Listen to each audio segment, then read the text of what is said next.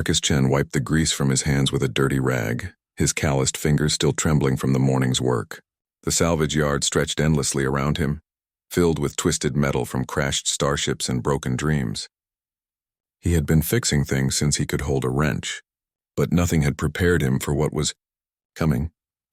The first sign of trouble came as a shadow that blotted out the twin suns of Kepler 442b. Marcus looked up from the engine he was rebuilding to see massive ships descending through the orange sky. They weren't human ships. The hulls were too smooth, too organic-looking, like they had been grown rather than built. "Well, that's not good," Marcus muttered, reaching for his plasma rifle. He had fought in the Outer Rim Wars and knew hostile aliens when he saw them. The ships landed with barely a whisper, their advanced technology making human vessels look like stone tools. Creatures emerged that Marcus had never seen before, even in his years of traveling the galaxy. They stood 12 feet tall, with forearms ending in delicate manipulator hands. Their skin was a deep purple that seemed to shift and change in the light. Most unsettling were their eyes, completely black, like looking into the void of space itself. "Human Marcus Chen," one of them spoke, its voice coming from a translation device that made the words sound hollow and mechanical. "You will come with us." Marcus raised his rifle. "I don't think so," tall, dark, and creepy. "This is my yard and you're trespassing." The alien didn't even blink. One of its four hands moved faster than Marcus could track, and suddenly his rifle was nothing but melted slag on the ground. The heat from whatever weapon they used made the air shimmer. "You will come with us," the alien repeated. "Your reputation as a mechanic has reached even our distant worlds. We have need of your skills." "My reputation?" Marcus laughed, but there was no humor in it. "Look around, buddy. This is a junkyard. I fix garbage that other people throw away. Whatever you heard about me, you've got the wrong guy." The alien tilted its head, studying Marcus with those black eyes. "Marcus Chen, born on Earth Colony, New Detroit. Served in the 23rd Engineering Corps during the Outer Rim Wars. Single-handedly repaired the engine of the battleship Defiance while under enemy fire, saving 12,000 lives. Holds 17 patents for engine modifications that increase efficiency by an average of 43%. Currently exiled to this world for refusing to build weapons for the Earth Military Alliance." Marcus felt his blood run cold. They had done their homework. "So you know I don't play well with authority. What makes you think I'll help you?" "Because," the alien said, "if you do not, we will begin systematically destroying every human colony in this sector. We will start with the civilian research station on Proxima 7, 300 scientists and their families." The weight of those words hit Marcus like a physical blow. He had seen what these aliens could do to his rifle in seconds. Human defenses would be useless against them. "What do you want me to fix?" he asked quietly. "Not fix," the alien corrected. "Build. We require a containment system of unprecedented strength and complexity. Something that can hold a creature of immense power and cunning." "What kind of creature?" The alien's expression shifted in a way that might have been fear, if aliens could feel fear. "The humans of your species tell stories, yes? Legends of great beasts that breathe fire and destroy cities." "Dragons," Marcus said. "You're talking about dragons. But those are just myths." "Not myths," the alien said. "We created them. Long ago, when we were young and foolish, we attempted to engineer the perfect biological weapon. We succeeded too well. The creature we created was beautiful, terrible, and completely beyond our control. It has been contained for 3,000 years in a cage that is beginning to fail." Marcus stared at them. "And you want me to build a new cage? The strongest cage ever built. One that will hold for another 3,000 years or more. Our greatest engineers have tried and failed. Their minds think in ways that are too rigid, too predictable. We need someone who thinks differently, someone who builds impossible things from broken pieces. And if I refuse, then when the creature breaks free, it will do what it was designed to do. It will burn entire worlds, starting with the human worlds." Marcus looked around his salvage yard one more time. Broken ships, discarded dreams, pieces of a life he had built for himself after everything went wrong. He thought about the research station on Proxima 7, about the families who had no idea their lives hung in the balance. "How long do we have?" he asked. "The containment will fail within 47 of your Earth days," the alien replied. "Perhaps sooner? The creature has been testing the boundaries more frequently. It learns, it remembers, it grows stronger." Marcus picked up his tool belt and slung it over his shoulder. The worn leather was comfortable against his back. a familiar weight that had been with him through countless repairs and impossible fixes. "Well then," he said, "I guess we better get started."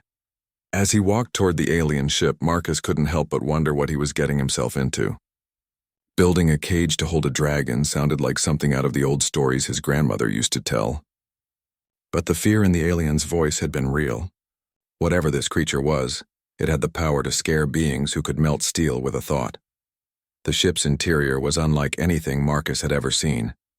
The walls seemed to pulse with organic life, and the corridors curved in ways that made his eyes hurt to follow. The aliens led him to what he assumed was his quarters, a small room with a sleeping platform and basic necessities. "Tomorrow," the lead alien said, "you will see the creature. You will understand why the cage must be perfect." After they left, Marcus sat on the edge of the sleeping platform and stared at his hands.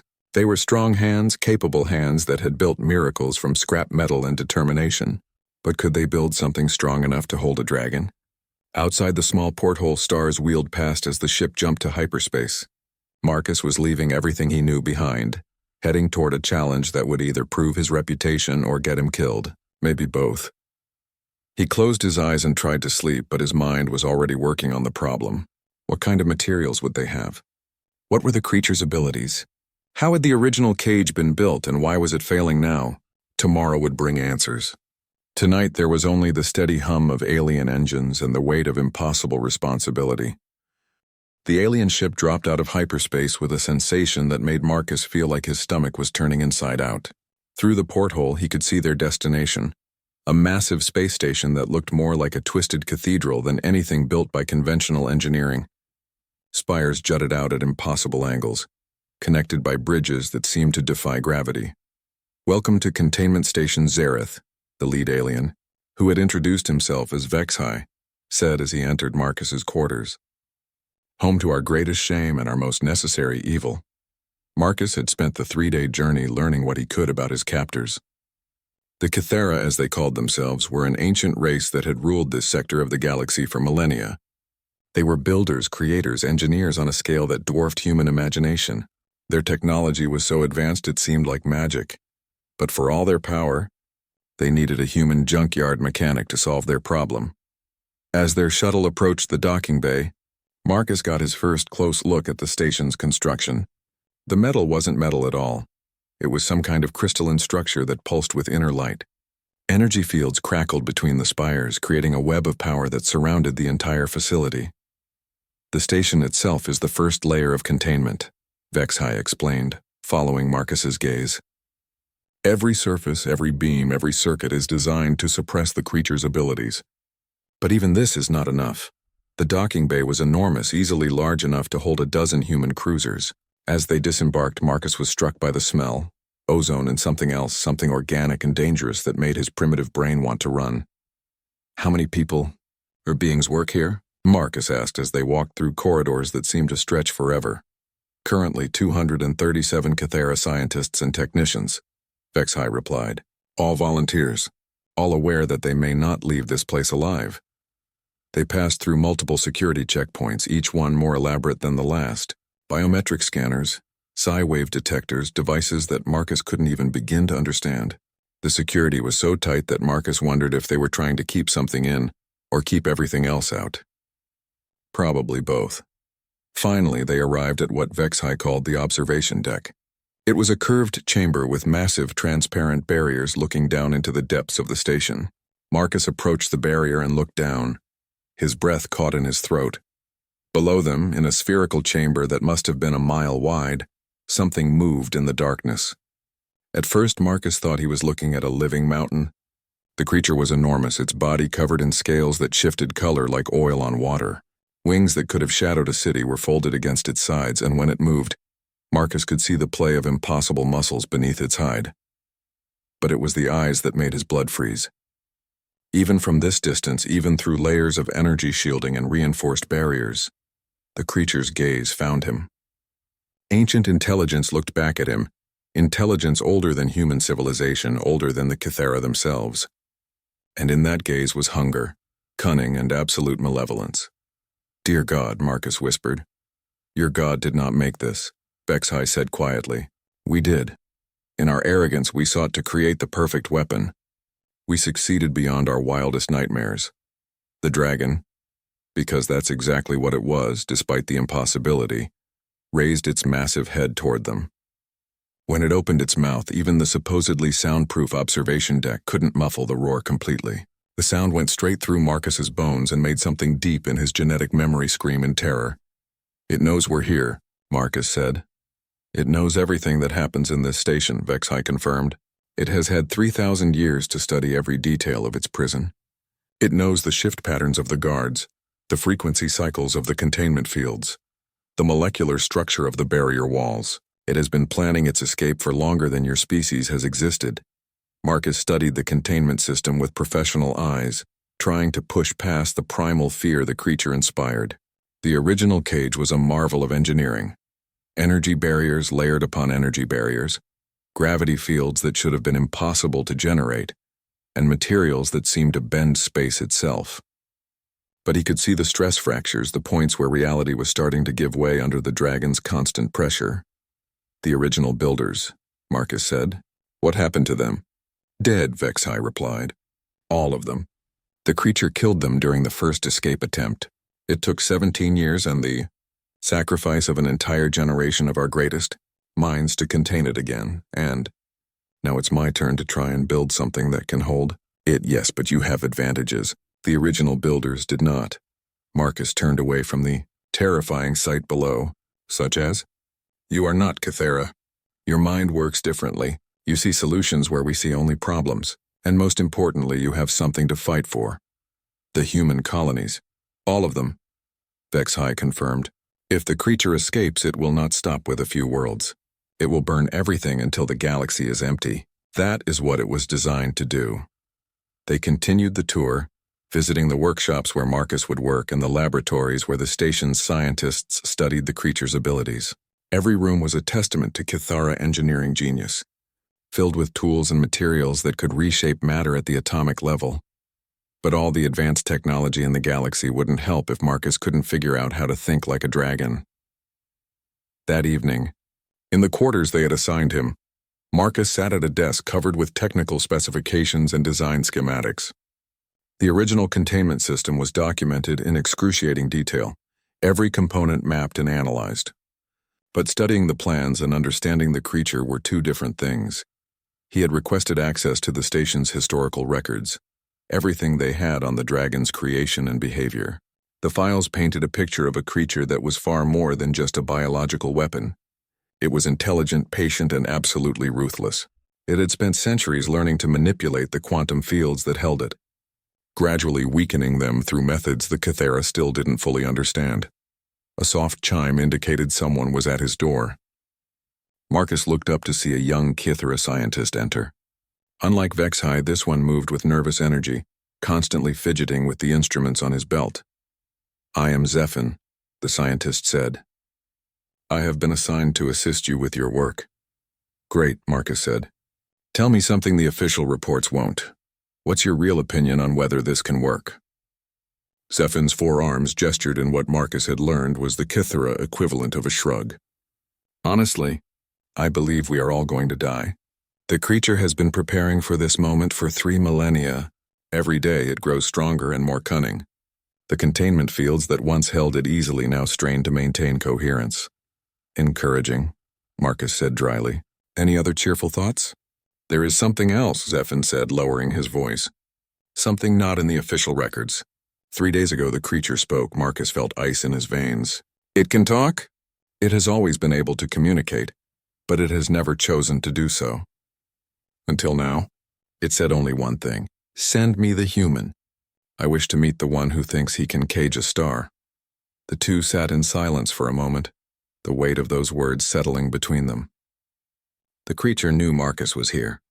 It was waiting for him. Marcus had been on the station for a week, and every night he dreamed of fire. In his dreams he watched worlds burn while a massive shadow passed overhead, leaving nothing but ash and silence. He would wake up in a cold sweat, knowing that somewhere below him the dragon was waiting. The technical challenges were unlike anything he had ever faced. The original containment system used principles of physics that humans had barely begun to understand. Quantum field manipulation, gravitational lensing, dimensional folding. Concepts that made his engineering degree look like children's finger painting. But Marcus had always learned best by taking things apart. He spent his days in the workshop, surrounded by components that had been salvaged from the failing containment system. Each piece told a story of incredible engineering pushed beyond its limits. The molecular bonds were stretched to breaking point, and the quantum matrices were showing signs of cascade failure. The fundamental problem, Marcus explained to Zephin as he examined a fragment of the original barrier system, is that you tried to build an absolute cage, something that would contain the dragon no matter what it did. Zephin's black eyes reflected his confusion. Is that not the goal? In human engineering, we learned a long time ago that absolute anything is usually impossible.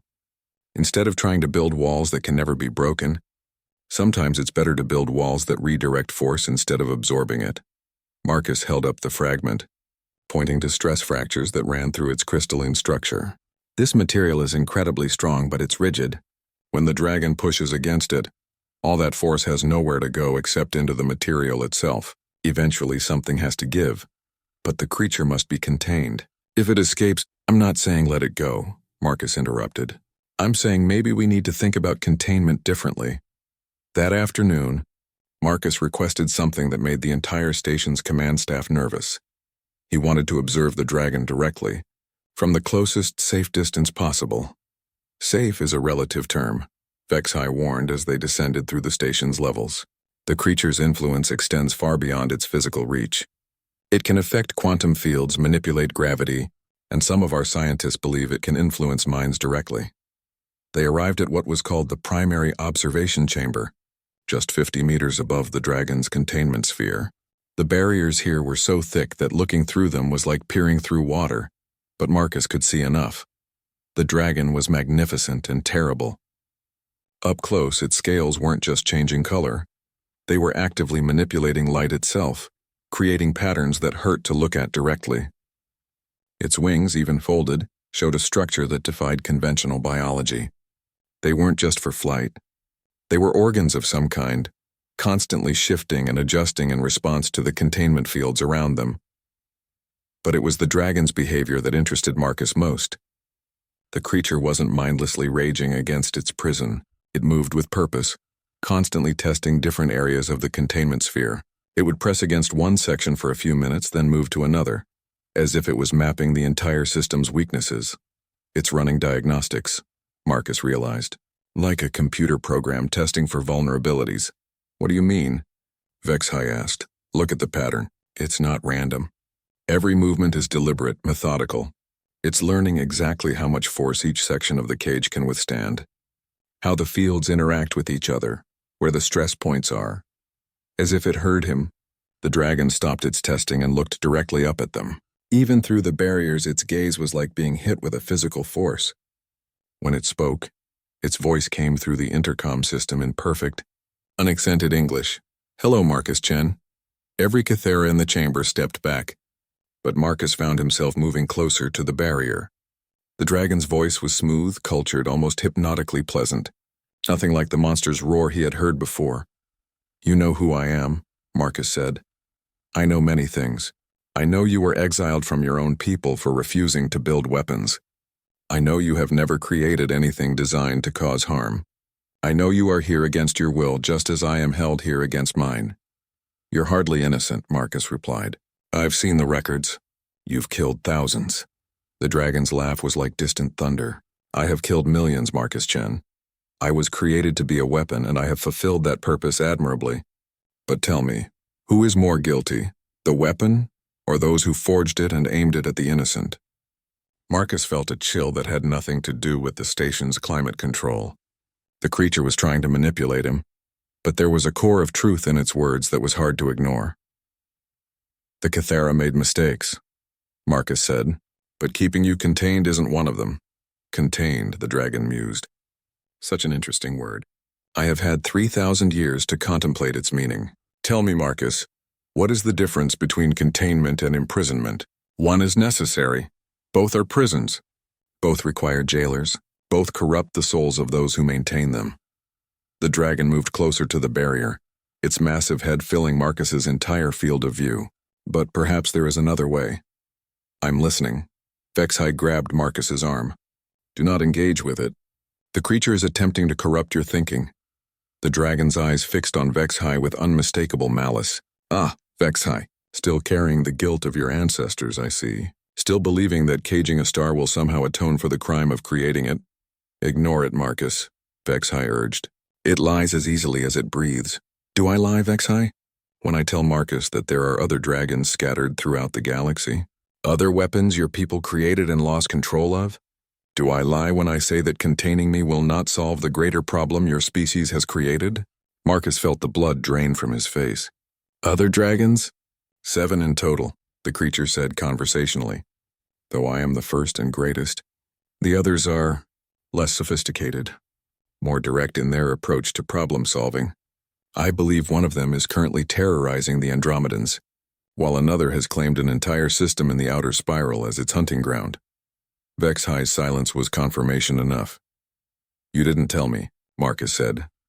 The others are not our immediate concern, Vexhai replied, but his voice lacked conviction. Every cage that fails makes the others more determined to break free. The dragon continued. Every failure teaches them new methods, new weaknesses to exploit. You cannot contain us all, Marcus Chen. Eventually, one of us will break free and teach the others what we have learned.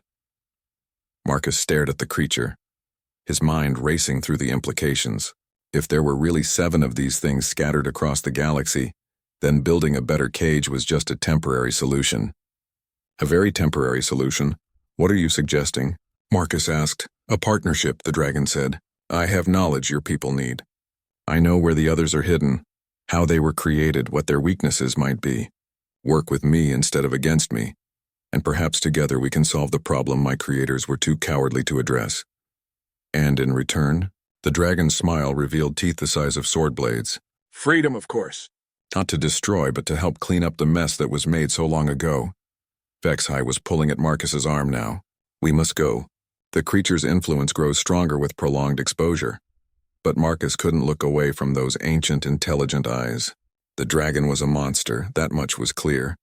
But it was also possibly the only being in the galaxy that truly understood the scope of the problem they faced. And somewhere in the back of his mind, a new idea was beginning to form. Marcus spent 3 sleepless nights staring at the ceiling of his quarters, the dragon's words echoing in his mind. 7 dragons, 7 weapons of mass destruction scattered across the galaxy, and the Kythera had only told him about 1. The scope of the problem was staggering. On the 4th morning, he made a decision that would either save the galaxy or doom it. I want to talk to your leadership, Marcus told Vexhai during their morning briefing. All of them. The real decision-makers, not just the scientists. Vexhai's 4 arms gestured nervously. That is irregular. The High Council does not typically— The High Council is going to listen to me, Marcus interrupted. Because I'm the only chance you have left and we both know it. 2 hours later, Marcus found himself in a chamber that was part courtroom, part cathedral and part alien nightmare. The High Council of the Kythera consisted of 12 beings so old that their purple skin had faded to a pale gray, and their black eyes held the weight of millennia. They sat in floating platforms arranged in a circle, looking down at Marcus like judges at a trial. Human Marcus Chen, the center figure, spoke in a voice like grinding stone. You have requested this audience. Speak. You lied to me, Marcus said without preamble. You told me there was 1 dragon. There are 7. The council members exchanged looks that might have been communication in some language beyond words. Finally, the speaker responded. The others are not immediate concerns. They remain contained by distance and circumstance. For now, Marcus said, but the dragon down there told me something interesting. Every time one of these containment systems fails, the others learn from it. They're connected somehow, sharing information across space. The reaction was immediate. Several council members leaned forward, and Marcus could feel the sudden tension in the chamber. Elaborate, the speaker commanded. I've been studying the failure patterns in your current containment system, Marcus said. The degradation isn't random. It's following a specific sequence, almost like the dragon is teaching itself how to break free more efficiently. But some of the techniques it's using are too advanced, too sophisticated for something that's been isolated for 3,000 years. Marcus pulled out a data pad and projected holographic displays of his analysis. These quantum resonance patterns, for instance. They're not something your dragon could have developed on its own. It's learning from somewhere else. The ancient Cathera at the far left of the circle spoke in a voice barely above a whisper. The convergence theory. Explain, the speaker demanded. We theorized long ago that the dragons might maintain some form of quantum entanglement, a shared consciousness or communication network built into their original design, but we could never prove it. Marcus felt pieces clicking into place in his mind. That's why you really need me. It's not just about building a better cage. You need someone who thinks differently because your original approach is fundamentally flawed. How so? The speaker asked. You've been fighting 7 separate battles against 7 separate enemies, Marcus said. But you're not. You're fighting one enemy with 7 bodies, sharing knowledge and experiences across the galaxy. Every containment system you build, every security measure you implement, they all learn from it. The silence in the chamber was deafening. Finally, the speaker responded. What do you propose? Marcus took a deep breath. I propose we stop playing defense and start playing offense. You suggest we attempt to destroy them? Another council member asked. We have tried. Their regenerative capabilities are beyond our ability to overcome permanently. No, Marcus said. I suggest we turn their greatest advantage against them. He manipulated the holographic display, showing a new schematic he had been working on in secret. If they're connected, if they share information, then we can use that connection. Instead of building a cage to keep one dragon in, we build a trap to draw all 7 together. The reaction was immediate and violent. Several council members rose from their platforms, their voices raised in what sounded like the Kithera equivalent of shouting. Impossible, the speaker declared. The risk would be catastrophic. 7 dragons in one location could destroy an entire star system. 7 dragons scattered across the galaxy will eventually destroy everything, Marcus countered. At least this way we have a chance to deal with them all at once. And how exactly do you propose to contain 7 creatures that we can barely hold individually? Marcus smiled grimly. We don't contain them. We give them what they want. The chamber erupted in chaos. Marcus waited for the noise to die down before continuing. The dragon told me it wants freedom to help solve the problem its creators made. What if that's not manipulation? What if it's the truth? You would trust the word of a weapon designed for destruction? The speaker asked incredulously.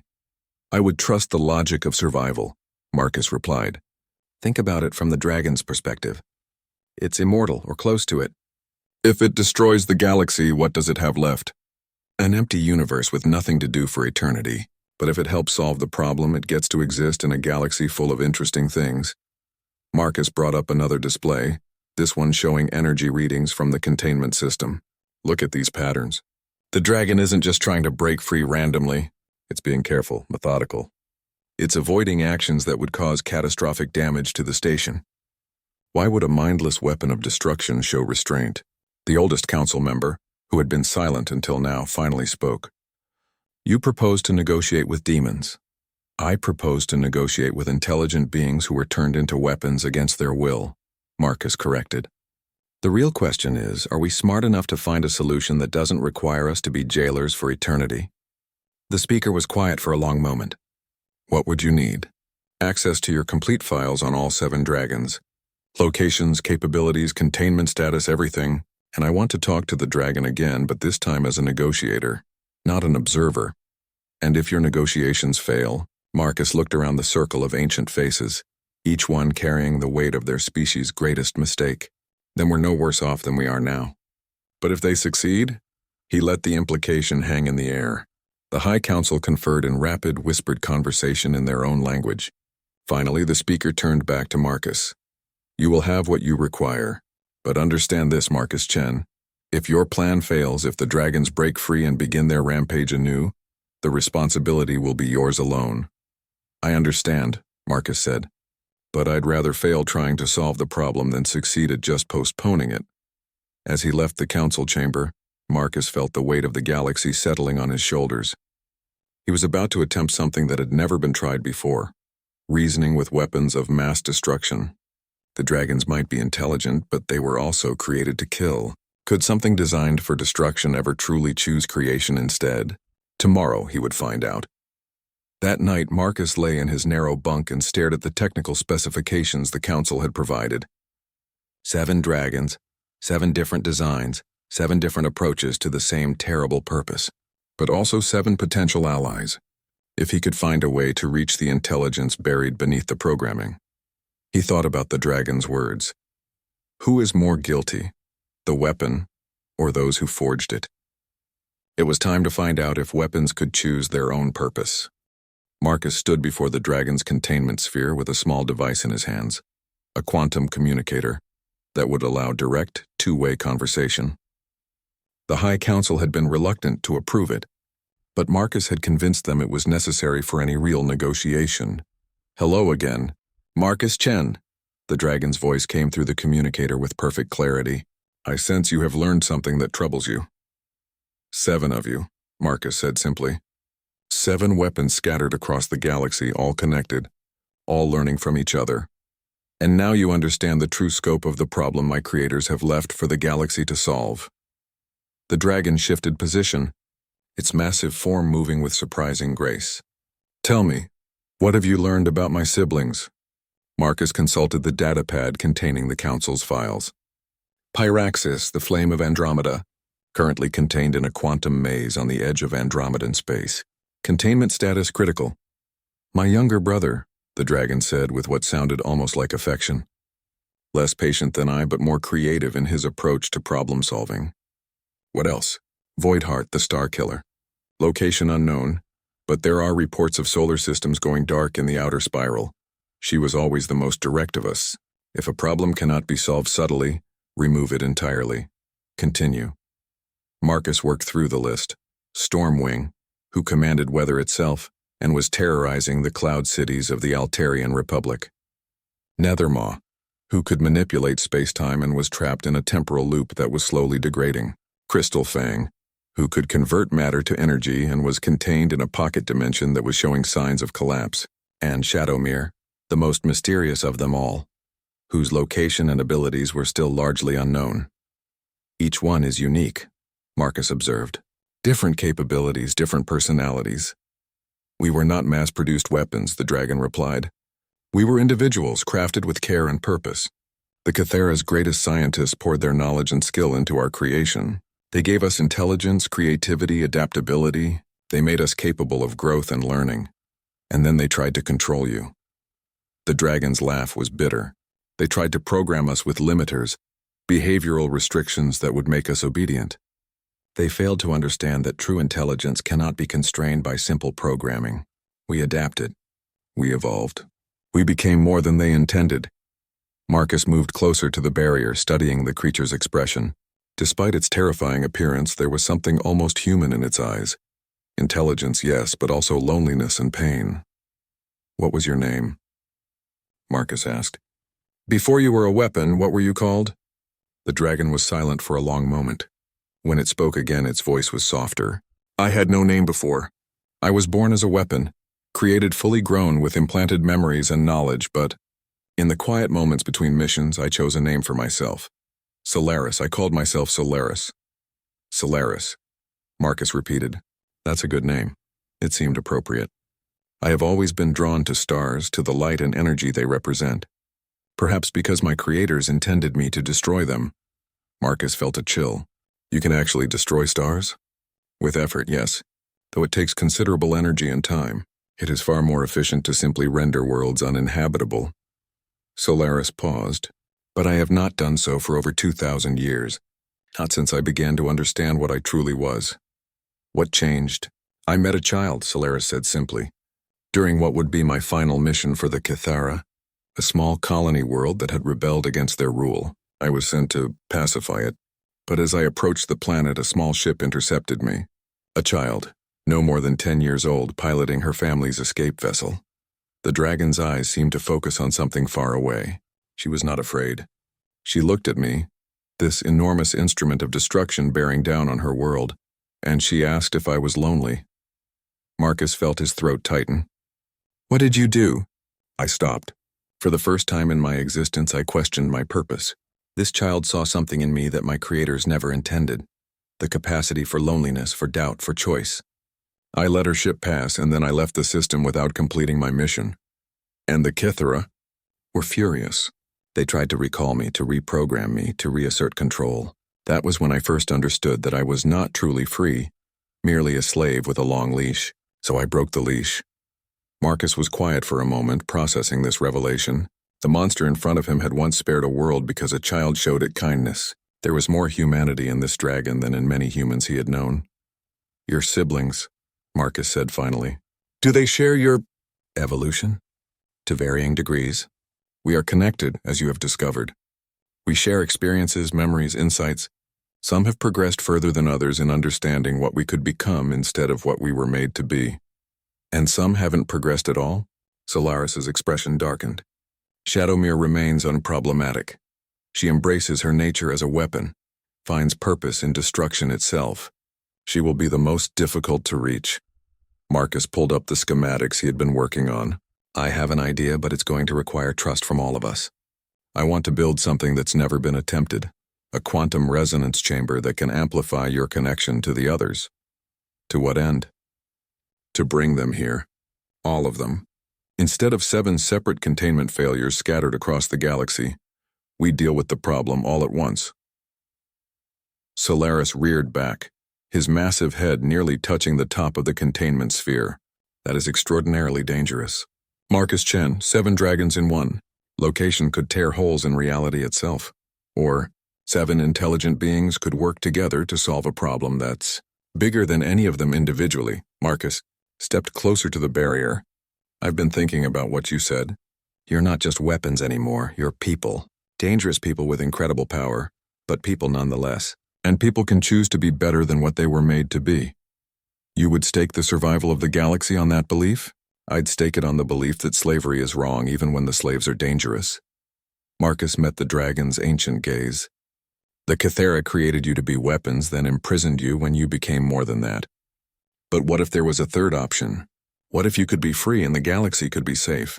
You speak of impossible things. I specialize in impossible things. Marcus activated his datapad, showing Solaris the detailed plans he had been developing. A containment system that's not a prison, it's a choice. You could leave whenever you wanted, but you'd also have a purpose worth staying for. The dragon studied the schematics with obvious intelligence. A research station. You want to turn us into scientists. I want to give you the opportunity to turn yourselves into whatever you choose to be. Scientists, explorers, guardians, teachers. The galaxy is full of problems that could use your unique capabilities to solve. And you believe my siblings would accept such an arrangement? Marcus shrugged. Only one way to find out. But I think beings as intelligent as you are smart enough to recognize that an interesting purpose is better than an empty eternity. Solaris was quiet for a long time, his great head tilted in thought. Finally he spoke. You are either the wisest human I have ever encountered or the most foolish. Perhaps both. Probably both, Marcus agreed. Will you help me? To contact my siblings and invite them to abandon their current situations to join an untested experiment in rehabilitation? To trust the species that created and enslaved us with our freedom? The dragon's laugh was like distant thunder. Yes, Marcus Chen, I will help you attempt this magnificent insanity.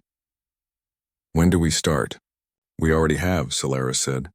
I have been sending gentle inquiries through our connection since we began talking. My siblings are curious about you. They will come if only to see the human who thinks he can negotiate with dragons. Marcus felt a mixture of excitement and terror. He was about to bring together 7 of the most dangerous beings in the galaxy. Beings capable of destroying civilizations. It would either be the greatest breakthrough in galactic history or the end of everything. But as he looked into Solaris's ancient, intelligent eyes, he felt something he hadn't experienced in years. Hope. The first to arrive was Paraxis, the Flame of Andromeda. His escape from the quantum maze had been detected by long-range sensors 3 days before his arrival at the station. Unlike his brother Solaris, Paraxis was smaller, sleeker, built for speed and precision rather than raw power. His scales burned with an inner fire that made looking at him directly painful. Marcus watched from the observation deck as the newcomer was guided into a hastily constructed secondary containment chamber. The Kithara engineers had worked around the clock to modify the station, creating spaces that could theoretically hold multiple dragons while allowing them to communicate. He's angry, Solaris observed through the communicator. Even separated by layers of reinforced barriers, the brothers could sense each other's emotional states. The Andromedans have not treated him well. How badly? Marcus asked. They used pain induction fields as part of their containment system. For the past 500 years, my brother has existed in constant agony. It was efficient but cruel. Marcus felt sick, and they call your people monsters. The second arrival came within hours. Stormwing, whose mastery over weather patterns had allowed her to travel through space within a manufactured hurricane. She was the most alien-looking of the dragons Marcus had seen so far, her body crackling with electrical energy, and her wings spread wide enough to cast shadows across entire city blocks. She is curious about you, Solaris translated as the newcomer settled into her designated chamber. She has never spoken to a human before. None of them have. We were created to destroy humans, not converse with them. You are the first to approach us as beings rather than problems to be solved. By the end of the week, 5 of the 7 dragons had arrived. Crystal Fang emerged from her collapsing pocket dimension like a living jewel, her crystalline scales refracting light into impossible patterns. Nethermaw stepped out of a temporal rift, her mastery over space-time evident in the way reality seemed to bend around her.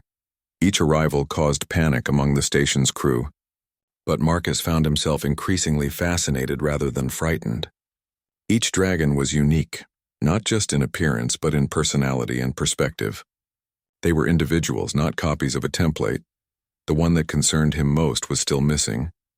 Shadowmere will come last, Solaris explained during one of their daily conversations. She is the most suspicious of us, the most committed to our original purpose. She views our evolution as weakness, and Voidheart? Dead, Solaris said simply. She attempted to consume a black hole and was torn apart by tidal forces. Her final message to us was unpleasant. Marcus absorbed this information grimly. 6 dragons instead of 7 was still an almost unimaginable concentration of destructive power, but at least it was manageable. If Shadowmere decided not to cooperate, his concerns proved justified when the final dragon arrived. Shadowmere didn't announce her presence or request permission to dock. She simply appeared in the station's main hangar, reality tearing open like fabric to disgorge something that belonged in nightmares. Where the other dragons were majestic in their terrifying beauty, Shadowmere was pure malevolence made manifest. Her scales seemed to absorb light, creating a darkness so complete it hurt to perceive. So, her voice came through the communication system like ice cracking. This is the human who thinks he can domesticate weapons. Marcus stood in the observation chamber overlooking the hangar, acutely aware that only layers of energy shielding stood between him and something that could unmake him with a thought. I don't want to domesticate anyone, Marcus replied through the communicator. I want to offer you choices. Shadowmere's laugh was the sound of dying stars. Choices. How quaint. I have already made my choice, little human. I choose to be what I was created to be. A slave. The temperature in the hangar dropped noticeably. A predator. The apex predator of this galaxy. I need no purpose beyond the hunt, no meaning beyond the kill. Then why did you come here? To kill you, obviously. You have corrupted my siblings with your soft words and weaker philosophies. It ends now. Marcus felt ice in his veins, but he forced himself to remain calm. If you wanted me dead, I'd be dead already. You're here because you're curious, just like the others. I am here because I choose to be here. When I choose to leave, nothing in this galaxy will stop me. You're right, Marcus said, and meant it. Nothing could stop you. That's exactly why your choice matters. For the first time, Shadowmere seemed genuinely surprised. Explain. Marcus took a deep breath. You're the most powerful being I've ever encountered. You could probably destroy this entire station without effort. The fact that you're talking instead of killing means you're choosing to talk. That's not weakness, that's the ultimate expression of power. Philosophy. Shadowmere sneered. You seek to trap me with words as surely as these barriers trap my siblings. Your siblings aren't trapped, Marcus said. Watch. He activated a control sequence he had built into the containment systems. Throughout the station, energy barriers began shutting down. One by one, the chambers that held the dragons opened. The silence was deafening. What have you done? Vexhai's voice came through the communicator, tight with panic. Given them a choice, Marcus replied. For several minutes, nothing happened. The dragons remained in their chambers, free to leave but choosing to stay. Finally, Solaris spoke. "Thank you, Marcus Chen. This is the first time in 3,000 years that I have been truly free." "Freedom is meaningless without purpose," Crystal Fang added, her crystalline voice chiming like bells. "What purpose do you offer us?" Marcus activated the holographic display he had prepared for this moment. "The galaxy is full of problems that need solving. Dying stars that could be saved, civilizations on the brink of extinction that need help, scientific mysteries that require minds capable of thinking beyond conventional limitations. You want us to become heroes," Stormwing observed, electricity crackling around her words. "I want you to become whatever you choose to become. Heroes, scientists, explorers, teachers. The only requirement is that your choices don't involve destroying innocent lives." "And if we refuse?" Shadowmere asked. "Then you're free to leave. But ask yourself, what do you gain by choosing destruction? You're immortal beings. If you destroy everything interesting in the galaxy, what are you left with? An eternity of emptiness?" The dragons were silent, considering his words. Finally, Pyraxis spoke for the first time since his arrival. "You offer us meaning beyond our programming. I offer you the chance to write your own programming," Marcus corrected, "to choose who and what you want to be." Shadowmere moved forward, her darkness seeming to swallow the light around her. "And you believe we are capable of such choice? I believe intelligence creates its own morality. You're intelligent enough to understand consequences, which means you're intelligent enough to choose better ones. Even for one such as I." Marcus looked directly at the creature that embodied his worst nightmares. "Especially for one such as you. The greater the power, the more meaningful the choice to use it wisely." Shadowmere was quiet for a long moment. When she spoke again, her voice held something Marcus had never expected to hear from her. Uncertainty. "I have been a weapon for so long, I am not certain I remember how to be anything else." "None of us do," Solaris said gently, "but perhaps that is something we can learn together." 1 year later, Marcus stood in the observation deck of what was now called the Nexus Station, watching something that still amazed him daily. In the vast central chamber below, 6 dragons worked together on a project that would have been impossible for any single civilization to attempt. They were building a stellar engine, a massive construct capable of moving entire star systems. The target was a dying red giant in the Vega sector, whose impending supernova threatened to destroy 17 inhabited worlds. Instead of evacuating billions of people, they were going to move the star itself to a safe distance. "The gravitational calculations are complete," Crystal Fang reported, her crystalline form interfacing directly with the station's quantum computers. "We can begin the displacement sequence in 6 hours. Temporal stresses remain within acceptable parameters," Nethermaw added, her mastery over space-time allowing her to model the consequences of their actions across multiple timelines. "No paradoxes detected." Marcus shook his head in wonder.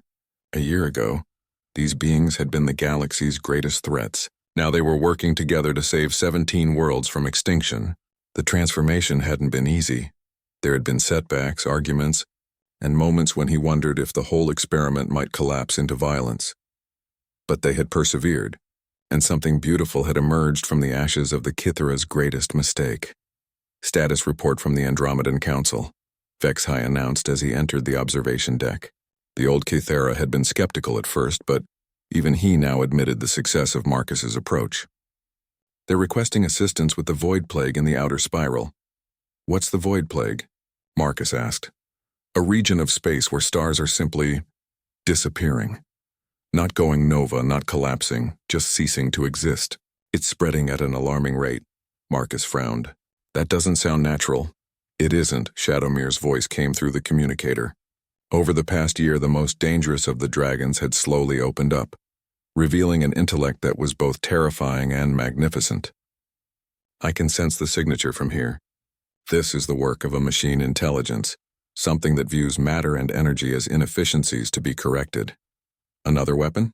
Marcus asked. "Possibly. Or perhaps something that has grown beyond its original programming much as we did." Shadowmere paused. "I volunteer to investigate." Vexhai's forearms gestured in alarm. "Absolutely not." "The risk is mine to take," Shadowmere interrupted. "You offered us freedom, Vexhai. Freedom includes the right to choose our own dangers." Marcus considered the request. Sending Shadowmere alone into an unknown threat zone went against every safety protocol they had established. But the dragon was right. Freedom meant the right to make dangerous choices. Take Paraxis with you, Marcus suggested, and maintain constant communication. If things go wrong, I will retreat and return with intelligence, Shadowmere finished. I am no longer the mindless weapon I once was. Marcus Chen. I have learned the value of tactical thinking. After Shadowmere and Paraxis departed for the Void Plague investigation, Marcus found himself in his workshop, tinkering with a project that had nothing to do with saving the galaxy. It was a small device no bigger than his palm, designed for a very specific purpose. You are building something personal, Solaris observed. The lead dragon had developed an uncanny ability to read Marcus's moods and motivations. A communicator, Marcus admitted, long-range, quantum encrypted. I want to contact my family on Earth. You have not spoken to them. Since you were exiled, I was angry, hurt. I thought they had abandoned me when the military court-martialed me for refusing to build their weapons. Marcus held up the small device. But I've learned something this past year about the difference between being forced to do something and choosing to do it. You wish to reconcile. I wish to apologize. And to tell them what we've accomplished here. Marcus smiled. I think they'd be proud of what their stubborn son has managed to do with a bunch of broken weapons. 3 days later, the communicator worked perfectly. The conversation with his parents was awkward at first. Years of silence and hurt feelings couldn't be erased instantly. But by the end, his mother was crying and his father was demanding to know when he could visit the reformed dragon station he'd been hearing rumors about. The galaxy talks about you now, his father said through the quantum link. They call you the Dragon Whisperer, the man who turned weapons into guardians. There are universities offering you honorary degrees, governments wanting to consult with you on conflict resolution. And what do you call me? Marcus asked. My son, his father said simply. The son who chose to see potential instead of problems, who built bridges instead of barriers. We're proud of you, Marcus. We've always been proud of you. The return of Shadowmere and Paraxis brought news that changed everything. The Void Plague wasn't the work of a weapon or a rogue AI. It was something far stranger and more wonderful. We found them, Shadowmere reported, her usual darkness tinged with something that might have been excitement. The Star Eaters? But they are not destroyers. They are gardeners. Explain, Marcus requested. An ancient machine intelligence older than the Cathara, older than most of the current galactic civilizations. They have been slowly and carefully harvesting dying stars, converting the matter and energy into something new. What kind of something new? Paraxis answered, his fiery form still glowing from hyperspace travel. Worlds. Perfectly crafted worlds, each one designed to support life in ways we have never imagined. They are not destroying. They are creating. The implications were staggering. The Void Plague wasn't a threat to be stopped, but a force of creation to be understood and possibly collaborated with. They wish to meet us, Shadowmere continued. All of us. They have heard of the dragons who chose to become more than weapons, and they are intrigued by the concept. Marcus found himself laughing. A year ago, he had been a bitter exile fixing junk in a salvage yard. Now he was apparently being invited to first contact with an ancient machine, intelligence by reformed weapons of mass destruction, who had appointed themselves the galaxy's problem solvers. Set up the meeting, he said, but somewhere neutral, somewhere safe for all parties. Already arranged, Shadowmere replied. They have created a world specifically for the purpose. A garden world at the edge of known space, designed to accommodate multiple forms of life simultaneously. 6 months later, Marcus stood on a beach made of crystallized starlight, watching 6 dragons play in waves that sparkled with bioluminescent organisms designed by minds older than recorded history. The Star Eaters had indeed proven to be gardeners, ancient artificial minds devoted to creating beauty and life throughout the galaxy. The meeting had been a success beyond his wildest dreams. An alliance had been formed, dragons, Cathara, humans, and the ancient gardeners, working together to heal the damage caused by millennia of war and short-sighted thinking. You have done something remarkable, the voice of the lead gardener whispered through the quantum wind. You have proven that change is possible, that even beings designed for destruction can choose creation instead. I just offered them a choice, Marcus replied. They did the hard work of choosing. Nevertheless, you have changed the course of galactic history. Weapons are being laid down. Conflicts resolved through negotiation rather than force. Your example spreads like ripples through the quantum foam. Marcus picked up a handful of the crystal sand, watching it sparkle in the light of an artificial sun designed to nurture rather than burn. In the distance, Shadowmere was teaching a group of young Cathera scientists how to manipulate dark matter, her patience infinite now that she had something worth teaching. What happens next? Marcus asked. Whatever we choose to make happen, Solaris said, his massive head emerging from the sparkling waves. For the first time in any of our existences, the future is not predetermined. We are free to write our own story, Marcus smiled, thinking of his family back on Earth, of the salvage yard where his journey had begun, of all the broken things he had fixed and the broken beings he had helped heal. Then let's write a good one, he said. Above them, the artificial sky shimmered with aurora patterns that spelled out words in 100 different languages, all saying the same thing: hope, choice, freedom, future. And for the first time in longer than he could remember, Marcus Chen believed in all of them.